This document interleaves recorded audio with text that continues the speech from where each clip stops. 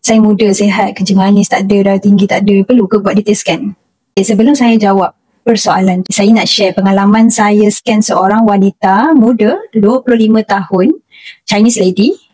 Ni saya scan masa tahun 2019, betul-betul sebelum PKP. So dia sihat, tak ada kencing manis, tak ada darah tinggi, dalam family dia pun tak ada yang ada sindrom.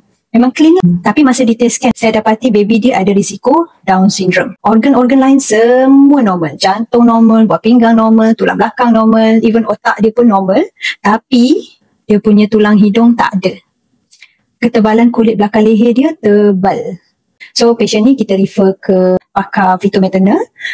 Fitomaternal suggest untuk buat DNA study untuk tengok apa jenis DNA yang baby tu bawa and confirm memang baby tu ada Down syndrome. Detail scan ni satu pilihan lah, dia tak wajib. Tapi saya sarankan semua ibu mengandung buat. Sebab ada juga kita tak ada risiko apa-apa pun boleh ada something yang happen pada baby tu.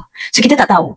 Daripada detail scan ni kalau ada masalah apa-apa, InsyaAllah kita boleh kenal pasti awal dan kita boleh bersedia awal. Dari segi mentally, dari segi perancangan, perawatan ke apa-apa, kita boleh rancang awal. Dapat something? So follow Sonorita untuk info lebih detail tentang pregnancy dan ultrasound.